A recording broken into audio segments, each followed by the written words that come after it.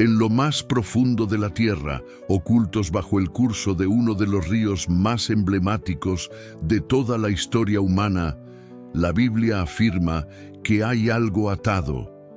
No se trata de una metáfora, ni de una leyenda simbólica para dar sentido a lo abstracto. Se trata de una realidad espiritual concreta.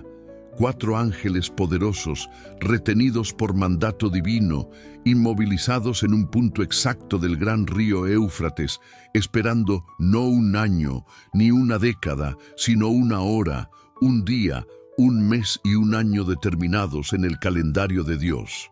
El libro de Apocalipsis, capítulo 9, versículo 14, lo declara con claridad. Libera a los 4 ángeles que están atados en el gran río Éufrates. Pero estos seres no son mensajeros de buenas noticias ni emisarios de salvación. No traen paz, no extienden esperanza. Su liberación marcará uno de los episodios más aterradores que la humanidad jamás haya enfrentado: la muerte de una tercera parte de la población mundial. ¿Quiénes son? ¿Por qué están allí? ¿Qué sucede cuando finalmente son soltados? Este enigma no solo sacude nuestra imaginación, sino que conecta de forma profunda múltiples hilos de la revelación bíblica. Desde el Génesis y los días anteriores al diluvio, pasando por los escritos de Enoc, hasta las trompetas finales del Apocalipsis.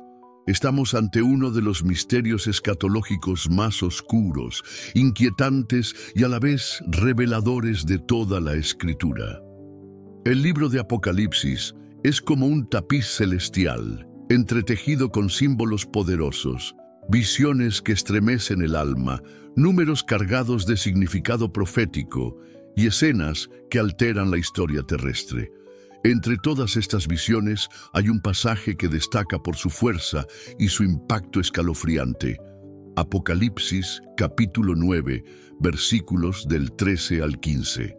El 6º ángel tocó la trompeta y oí una voz procedente de los 4 cuernos del altar de oro que está delante de Dios. Esa voz le dijo al 6º ángel que tenía la trompeta: «Suelta a los 4 ángeles que están atados junto al gran río Éufrates». Y fueron soltados los 4 ángeles que estaban preparados para aquella hora, día, mes y año para matar a la tercera parte de la humanidad. Detengámonos aquí. Lo que escuchamos no es poesía simbólica ni una visión que admite múltiples interpretaciones. Es una advertencia precisa. 4 entidades específicas, confinadas en una localización geográfica real, programadas para ejecutar un juicio divino en un instante exacto. No están sueltos, no vagan por el mundo. Están atados, restringidos, limitados por una autoridad superior, esperando la señal divina. Y cuando finalmente sean liberados, no actuarán con moderación. Su misión será devastadora, con un alcance global que recuerda los días de Noé, cuando el juicio cayó con fuerza implacable sobre toda la tierra. Aquí se abre un misterio aún más profundo. En toda la Biblia, los ángeles santos de Dios nunca son presentados como atados. Son mensajeros, ministros, guerreros celestiales. Habitan en la presencia de Dios, obedecen sin resistencia, ejecutan sus órdenes con rapidez. Pero estos ángeles, en cambio, están encadenados. Su confinamiento implica algo más: desobediencia, rebelión, peligro. En las Escrituras, los ángeles atados aparecen únicamente en contextos extremos, siempre relacionados con el juicio, el pecado y la intervención directa de Dios para contener el mal. Entonces la pregunta es inevitable: ¿quiénes son estos 4 ángeles? ¿Por qué están encarcelados? ¿Qué ocurrió en el pasado que justifica un castigo tan terrible en el futuro? Para empezar a responder, debemos mirar mucho más atrás, hacia el principio mismo de la historia humana. Antes del diluvio, antes de Abraham, incluso antes de que existiera la ley o los profetas. En el capítulo 6 del Génesis encontramos una escena enigmática, a menudo ignorada. pero fundamental. Cuando los hombres comenzaron a multiplicarse sobre la faz de la tierra y les nacieron hijas, los hijos de Dios vieron que las hijas de los hombres eran hermosas y tomaron por esposas a las que eligieron. El texto continúa. En aquellos días había gigantes en la tierra, y también después, cuando los hijos de Dios se unieron a las hijas de los hombres y les dieron hijos. Estos fueron los valientes de la antigüedad, los hombres de renombre. ¿Quiénes eran esos hijos de Dios?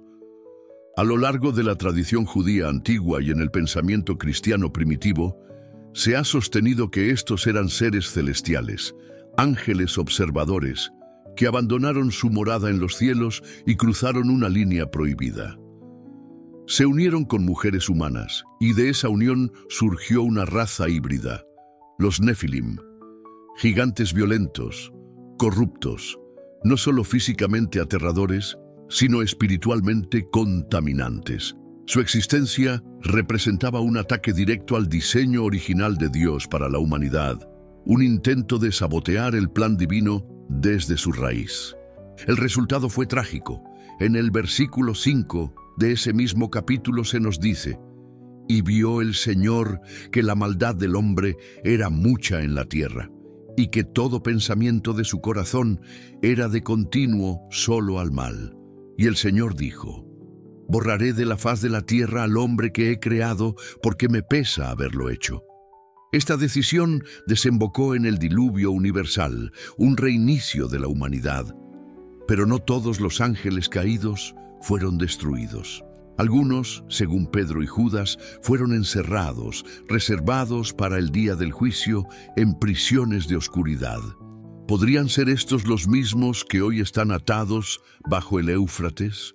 ¿Podría ser que los ángeles mencionados en el Apocalipsis sean descendientes o colaboradores de los que transgredieron en Génesis? Y si la profecía de su liberación no es solo un evento del futuro, sino el eco de una historia que comenzó en los días más antiguos del hombre, una historia de rebelión cósmica, de corrupción genética, de guerra espiritual que aún no ha terminado. El Apocalipsis nos muestra que llegará el momento exacto en que serán desatados. Y cuando eso ocurra, no será solo el cumplimiento de una profecía antigua, será la continuación de un conflicto que lleva milenios gestándose. Estos 4 ángeles no son figuras abstractas. Son parte del drama más grande jamás contado, una batalla entre la luz y la oscuridad, entre la obediencia y la rebelión, entre el plan divino y la distorsión del mismo. Y si están atados, esperando entonces el reloj sigue corriendo. La rebelión de ciertos ángeles no fue un evento aislado, fue uno de los detonantes del juicio más severo que la humanidad había experimentado hasta ese momento, el diluvio. Pero la gran pregunta es: ¿qué sucedió con esos ángeles que transgredieron los límites divinos? ¿Quedaron libres para continuar su corrupción? ¿Fueron destruidos con el resto del mundo? El Nuevo Testamento responde con una contundencia sobrecogedora. En la carta de Judas, versículo 6, leemos: «Y a los ángeles que no guardaron su dignidad, sino que abandonaron su propia morada, los ha guardado en prisiones eternas bajo oscuridad para el juicio del gran día». Y en 2 de Pedro, capítulo 2, versículo 4, se añade: «Porque si Dios no perdonó a los ángeles que pecaron, sino que los arrojó al Tártaro y los entregó a fosos de oscuridad reservados para juicio». Estas son, sin duda, de las declaraciones más específicas y aterradoras sobre los ángeles caídos en toda la Biblia. Desglosemos su significado. Estos seres abandonaron la morada que les correspondía, rechazaron los límites establecidos por el Creador, y por ello Dios no los destruyó, sino que los encerró. No temporalmente, sino en prisiones eternas, encadenados bajo oscuridad. El lugar de su confinamiento es tan severo que recibe un nombre propio: Tártaro, una palabra de origen griego que describe el abismo más profundo del inframundo. Es decir, la Escritura no habla aquí de demonios vagando por el mundo, sino de ángeles rebeldes que fueron encarcelados y están a la espera del juicio final. Y es aquí donde surge una conexión inquietante. ¿Podrían los 4 ángeles mencionados en Apocalipsis capítulo 9, atados bajo el Éufrates, formar parte de este mismo grupo? ¿Son acaso los mismos que transgredieron en los días antiguos de Génesis capítulo 6? No están libres, no actúan como mensajeros de luz. Están restringidos, retenidos, como aquellos de los que escriben Judas y Pedro, esperando una hora señalada. Y cuando son liberados, no traen misericordia. Ejecutan juicio, causando la muerte de una tercera parte de la humanidad. Eso no es obra de los santos ángeles de Dios. Eso es la manifestación desatada de la ira divina. Aunque la Biblia no menciona sus nombres, el precedente es claro. Existen ángeles caídos que cometieron una rebelión tan grave que fueron atados, reservados para un día específico de juicio. No serán liberados para redención, serán soltados para destrucción.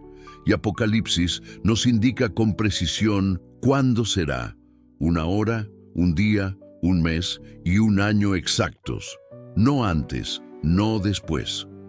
La ubicación tampoco es aleatoria. El texto dice: libera a los 4 ángeles que están atados en el gran río Éufrates. Apocalipsis capítulo 9, versículo 14. ¿Por qué el Éufrates? Este río no es simplemente un accidente geográfico, es uno de los más mencionados en toda la Escritura, desde el Génesis hasta el Apocalipsis. Es un eje espiritual y geopolítico. En Génesis capítulo 2, versículo 14, se nos dice que el Éufrates era uno de los 4 ríos que fluían del Edén. En ese inicio representaba vida, belleza, bendición, pero con el paso del tiempo, el Éufrates fue transformándose. De río de paraíso pasó a ser un símbolo de división, de conflicto, de juicio. En la narrativa bíblica, este río se convierte en una frontera crítica, tanto física como espiritual. Fue el límite oriental de la tierra prometida a Abraham en Génesis capítulo 15. Separaba a Israel de los grandes imperios paganos como Asiria, Babilonia y Persia. Del otro lado del Éufrates estaban los enemigos, las potencias que desafiaban la soberanía de Dios sobre su pueblo. Entonces, cuando la Escritura afirma que hay ángeles atados en el Éufrates, se insinúa algo más que geografía. Esa imagen señala a fuerzas contenidas justo más allá de los límites del pacto, aguardando el momento de irrumpir. En Jeremías, capítulo 46, versículo 10, se describe este lugar como el escenario de la venganza de Dios. Aquel día es del Señor Dios de los ejércitos, día de venganza, porque el Señor tiene un sacrificio en la tierra del norte, junto al río Éufrates. Aquí, el Éufrates aparece como un campo de batalla donde se ejecuta el juicio divino. Y en Apocalipsis, capítulo 16, versículo 12, se anuncia otro evento crucial.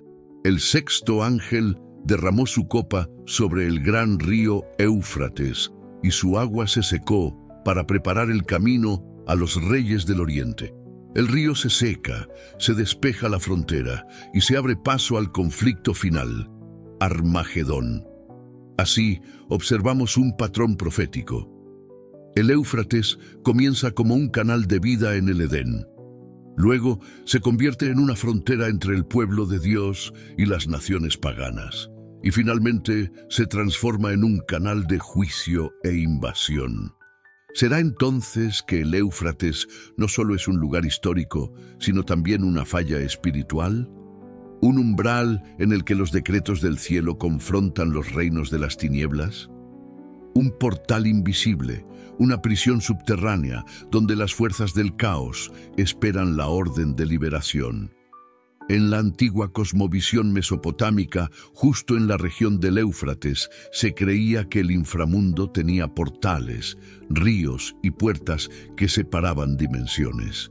Y aunque no basamos la teología en mitología, es llamativo cómo la revelación bíblica intercepta y transforma estas nociones en mensajes precisos de juicio y propósito divino.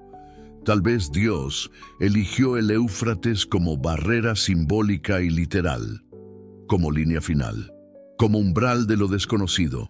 Así que cuando el Apocalipsis declara que 4 ángeles destructivos están atados en ese río, no está hablando solo de un punto geográfico, está señalando el límite mismo entre la gracia y el juicio.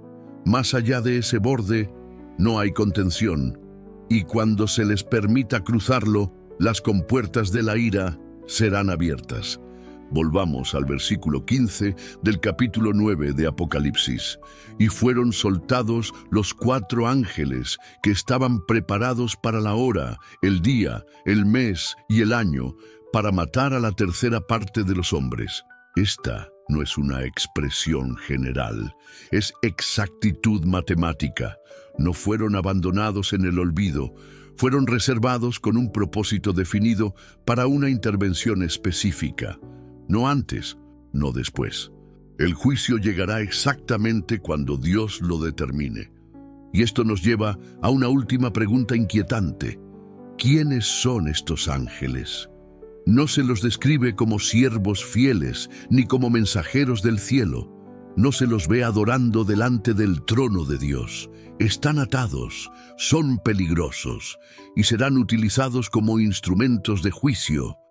Existen 2 grandes interpretaciones sobre su identidad. La primera es que se trata de los vigilantes mencionados en el libro de Enoc. Aunque este texto no forma parte del canon bíblico, es una obra respetada dentro del pensamiento judío antiguo y es referida directamente en la carta de Judas, en los versículos 14 y 15.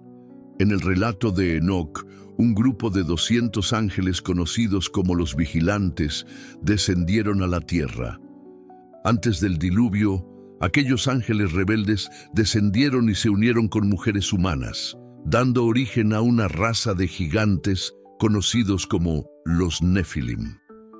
No solo corrompieron el linaje humano, sino que también enseñaron conocimientos prohibidos, brujería, astrología, artes oscuras, incluso la fabricación de armas de guerra. Lo que debía ser un mundo gobernado por la armonía divina se convirtió en un escenario de corrupción y violencia. Por esta rebelión, Dios los juzgó severamente. No fueron destruidos, sino confinados en prisiones espirituales profundas, sellados en el abismo hasta el día señalado para su juicio final. El libro de Enoc, en el capítulo 10, versículos 12 y 13, lo expresa así. Átenlos por 70 generaciones debajo de las rocas de la tierra, hasta el día de su juicio y su fin. ¿Te resulta familiar? Ángeles atados en la oscuridad, encarcelados para una liberación futura, en un momento determinado de la historia. Este relato se alinea de forma notable con lo que encontramos en Apocalipsis capítulo 9. Por eso, muchos estudiosos consideran que los 4 ángeles atados en el Éufrates podrían ser precisamente líderes de alto rango entre aquellos 200 vigilantes caídos descritos en Enoc. Su liberación, lejos de ser un simple evento narrativo, desata un juicio sobrenatural de magnitudes incalculables. No son demonios comunes, son poderes antiguos, sellados desde los primeros días del pecado humano. Existe también una segunda posibilidad, que estos 4 ángeles no sean los vigilantes de Enoc, sino principados de juicio, como los que aparecen en el libro de Daniel. En los capítulos 10 y 12 se revela una guerra invisible que tiene lugar entre príncipes angelicales asignados a diferentes naciones. Daniel 10, versículo 13, dice: El príncipe del reino de Persia se me opuso durante 21 días. Pero Miguel, uno de los principales príncipes, vino en mi ayuda. Este versículo nos revela una estructura espiritual en la que seres celestiales y también rebeldes ejercen autoridad territorial sobre imperios completos como Persia y Grecia. Ahora imagina lo que implicaría que los 4 ángeles mencionados en Apocalipsis 9 fueran precisamente principados demoníacos que alguna vez supervisaron los reinos antiguos de la región del Éufrates, Babilonia, Asiria, Persia o incluso las civilizaciones más antiguas como Sumeria. Su influencia no es solo espiritual, sino también histórica. Están ligados a la memoria ancestral de la rebelión, y su liberación no inaugura un acto de redención, sino una nueva guerra de dimensiones globales. Hay algo crucial en que estén atados. Nos indica que, a diferencia de Miguel o Gabriel, no actúan bajo el envío diario de Dios. No son siervos obedientes, son entidades tan peligrosas que han tenido que ser restringidas hasta que llegue el momento justo para ejecutar su papel como agentes de juicio. Y aquí hay una verdad teológica poderosa. Que Dios use a alguien para cumplir un propósito no significa que ese alguien sea justo o santo. En Isaías capítulo 10, versículos 5 y 6, Dios llama a Asiria la vara de mi ira, a pesar de que era una nación pagana. En Habacuc capítulo 1, versículo 6, se dice que el Señor levantó a los caldeos como un pueblo feroz para castigar a Judá. Del mismo modo, estos 4 ángeles atados en el Éufrates son herramientas del juicio divino, pero no son siervos fieles. Son como una tormenta furiosa, devastadores, sí, pero sin libertad de actuar más allá de lo que Dios permite. Caen como el rayo, pero solo donde Él lo ordena. Nos recuerdan que Dios tiene dominio incluso sobre aquellos poderes que se le oponen. Y cuando estos 4 sean finalmente liberados, el mundo experimentará el peso completo de la ira de Dios. Veamos la escena descrita en Apocalipsis, capítulo 9, versículos del 16 al 18. El número de los ejércitos de los jinetes era 2 veces 10.000 veces 10.000. Oí su número. En otras palabras, 200 millones. Juan continúa describiendo su visión. Los jinetes llevaban corazas de rojo encendido, azul oscuro y amarillo como el azufre. 1/3 de la humanidad fue aniquilada por las 3 plagas, fuego, humo y azufre, que salían de las bocas de esos seres. Ya sea que esa cifra sea literal o simbólica, representa algo abrumador. En los días del apóstol Juan, la población mundial ni siquiera se acercaba a esa magnitud. Esto nos habla no solo de destrucción, sino de un evento profético de proporciones inimaginables. No estamos frente a una guerra convencional. No se trata de una batalla humana entre naciones. Es un juicio espiritual, dirigido por seres sobrenaturales y ejecutado por un ejército que probablemente no es enteramente humano. Imagina, 1/3 de la humanidad, miles de millones de vidas extinguidas, regiones enteras reducidas a cenizas, ciudades convertidas en ruinas, el cielo oscurecido por el humo, el aire impregnado de azufre, como en los días de Sodoma y Gomorra, pero esta vez a escala mundial. Es un eco aterrador de los antiguos juicios divinos, las plagas sobre Egipto, el fuego que descendió sobre los impíos, la sangre en los ríos, la muerte de los primogénitos, el diluvio universal que sepultó a toda carne, salvo una familia justa. Y sin embargo, esta catástrofe futura será aún más vasta. No se trata de una advertencia, sino de una consecuencia. Siglos de idolatría, de rechazo a la verdad, de rebelión espiritual sostenida, y ahora, los ángeles que un día fueron atados emergen, no como libertadores, sino como comandantes de un ejército de juicio. El fuego, el humo y el azufre sean literales o simbólicos, representan una destrucción que no se puede resistir ni evitar. Algunos intérpretes sostienen que se trata de un ejército sobrenatural. Otros creen que podría aludir a una fuerza militar humana, manipulada o potenciada por energías infernales. Cualquiera que sea la interpretación, el desenlace es el mismo: muerte masiva, caos global, un mundo arrodillado ante el terror. Y tal vez el versículo más trágico de todo este capítulo no está en la descripción de la destrucción, sino en la respuesta del corazón humano. Apocalipsis, capítulo 9, versículo 20, dice: «Y los demás hombres que no fueron muertos por estas plagas, ni aun así se arrepintieron de las obras de sus manos». A pesar de todo, a pesar del horror, a pesar de las señales inequívocas de que la mano de Dios está obrando, los sobrevivientes no cambian su camino. Ese es el verdadero abismo, no solo el que encierra a los ángeles caídos, sino el que se abre en el corazón humano cuando, aún enfrentado al juicio más evidente, se niega a volver a Dios. Aún en medio del juicio, muchos permanecen desafiantes. No se quebrantan, no claman por misericordia.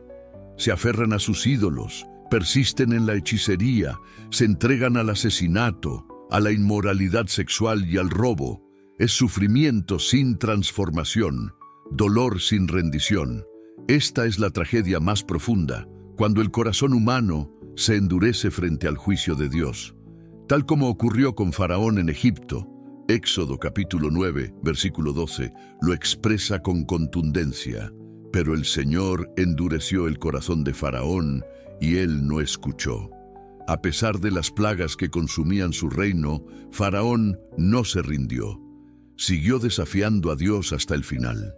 Y en los últimos tiempos, la humanidad repite esa misma historia. Dios no se complace en la destrucción. Él anhela el arrepentimiento.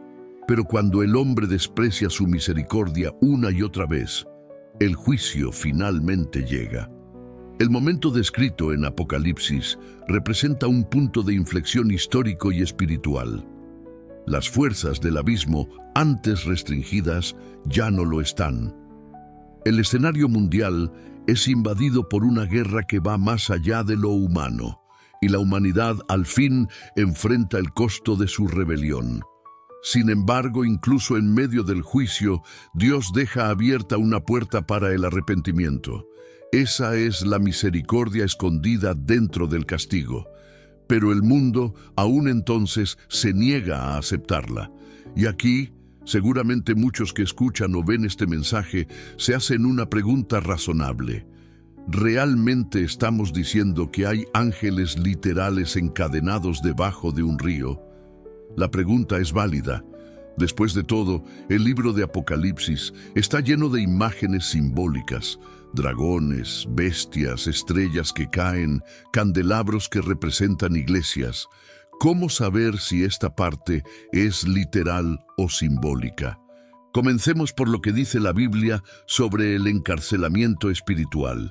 Lejos de ser una metáfora, las Escrituras hablan claramente de seres espirituales retenidos por Dios.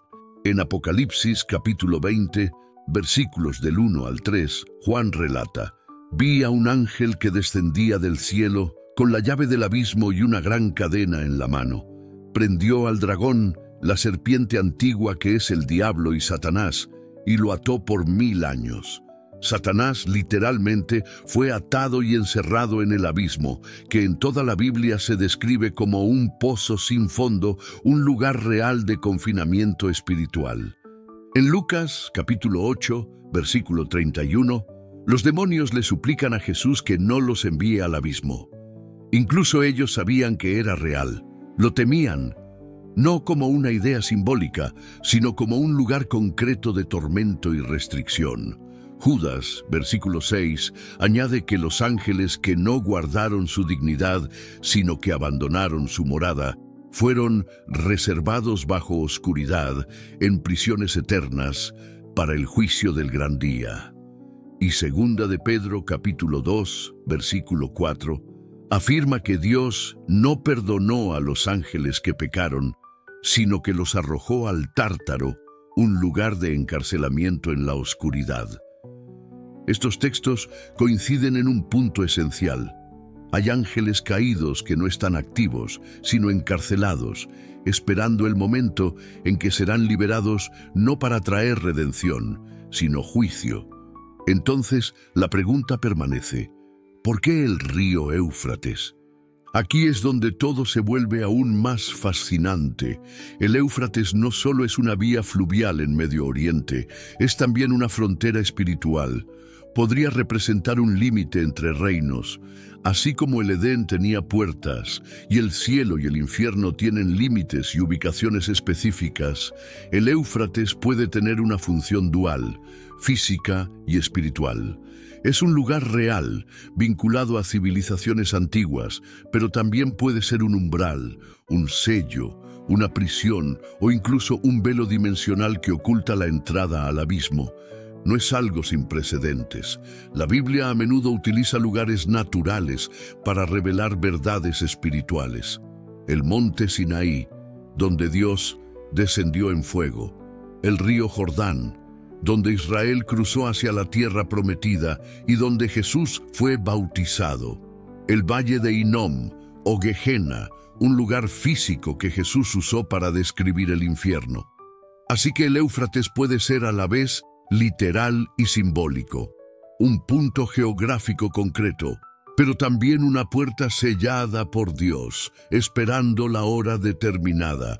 ¿Son reales estos ángeles? ¿Están en una prisión auténtica? Todo en la Escritura apunta a que sí.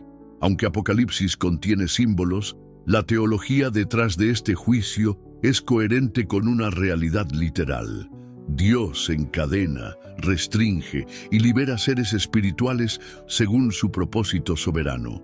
Si Él ató a Satanás, si encarceló a los vigilantes, si los demonios temen ser enviados al abismo, entonces no es difícil creer que 4 ángeles destructivos estén retenidos en algún lugar, tal vez justo bajo el Éufrates, fuera de nuestra vista, pero no fuera de la realidad espiritual. Cuando suene la 6ª trompeta, lo que una vez estuvo encerrado será soltado. Lo que estaba restringido se convertirá en la mayor amenaza que el mundo haya enfrentado. Por eso, la verdadera pregunta no es si es literal o simbólico. La verdadera pregunta es: ¿estamos preparados para lo que viene? Y después de haber explorado esta profecía tan impactante, surge una reflexión inevitable. ¿Qué significa esto para nosotros hoy? Porque, seamos sinceros, la visión de 4 ángeles atados debajo de un río, comandando un ejército de 200 millones y causando la muerte de 1/3 de la humanidad es, sin duda, aterradora. Pero para quienes creen, este pasaje no está diseñado para infundir miedo, sino para despertar sobriedad espiritual. Lucas, capítulo 21, versículos 26 al 28 dice: «Los hombres desfallecerán de terror por la expectación de lo que sobrevendrá al mundo, pero cuando estas cosas comiencen a suceder, erguidos y levantad la cabeza, porque vuestra redención está cerca». Cuando el mundo entre en pánico, la iglesia debe estar preparada. Cuando otros se escondan, nosotros nos mantenemos firmes. Porque detrás de cada trompeta de juicio, detrás de cada sello de ira, detrás de cada jinete del Apocalipsis, hay un rey justo. Y ese rey está preparando su regreso para restaurar, redimir y establecer su reino eterno. Al final, estos ángeles no son simplemente emisarios del caos, sino instrumentos precisos de la justicia divina. No actúan de forma aleatoria ni desordenada. Su misión está marcada en el reloj eterno de Dios. Su liberación no representa una derrota del cielo, sino un paso ordenado dentro del plan soberano que conduce, finalmente, a la victoria de la luz sobre la oscuridad. Porque incluso en medio del juicio, Dios sigue gobernando. Incluso cuando se manifiesta su ira, su misericordia sigue presente. Esta profecía no es solo un relato profético del futuro, es un espejo que nos confronta aquí y ahora. Nos obliga a preguntarnos, ¿estamos viviendo como si el regreso de Jesús pudiera suceder en cualquier momento? ¿Nos está adormeciendo la comodidad o nos impulsa la convicción? ¿Oramos con urgencia o dormimos mientras las señales se manifiestan ante nuestros ojos?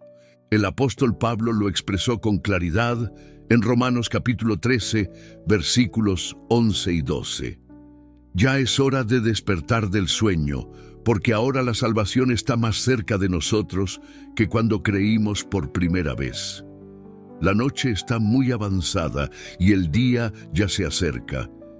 Esta revelación no fue dada solo para informar, sino para transformar. Cada palabra profética tiene un propósito: despertar al corazón, volver la mirada hacia lo eterno y preparar al alma para el encuentro con su Creador. Por eso Jesús advirtió con insistencia a sus discípulos. Una y otra vez les pidió que velaran, que permanecieran despiertos, alertas, fieles. En Mateo capítulo 24, versículo 44 dijo: «Estad también vosotros preparados, porque el Hijo del Hombre vendrá a la hora que no pensáis». La historia de los 4 ángeles atados en el Éufrates no es un cuento simbólico ni una alegoría mística.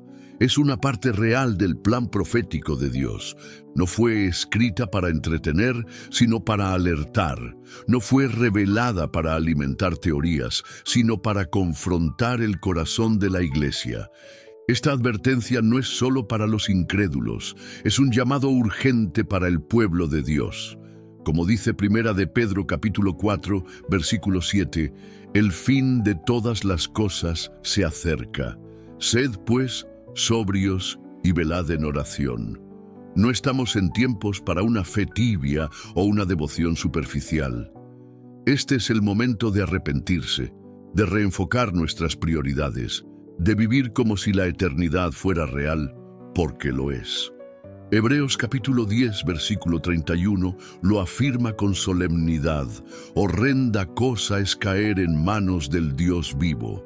Pero incluso en medio de esta advertencia hay esperanza, hay buenas noticias. Romanos capítulo 10, versículo 13 nos recuerda: «Todo aquel que invoque el nombre del Señor será salvo, todo aquel, no solo los justos, no solo los religiosos, cualquiera que se acerque con un corazón sincero, con humildad y fe, puede ser rescatado». Nadie está excluido del alcance de la gracia si decide volverse a Dios. Entonces, la pregunta ya no es si los ángeles están atados o si pronto serán liberados. La verdadera pregunta es esta: ¿estás listo tú? ¿Estás viviendo con los ojos puestos en el Rey que viene o escondiéndote de su rostro por temor a su juicio? Esta profecía no se trata solamente de ángeles, de trompetas o de juicios apocalípticos. Se trata de ti. Se trata de lo que decides hacer con el tiempo que aún te queda. Si este mensaje te abrió los ojos a una verdad que no habías considerado, no lo dejes pasar. Escríbenos en los comentarios. ¿Crees que los 4 ángeles ya están atados o que quizá han comenzado a ser liberados? Comparte este video con alguien que necesita conocer la verdad de lo que realmente dice la Biblia sobre los tiempos finales. Y no olvides suscribirte para seguir recibiendo enseñanzas bíblicas, documentales profundos y revelaciones que exploran los misterios ocultos de las líneas de tiempo proféticas de la Escritura y la esperanza eterna que se encuentra solamente en Jesucristo.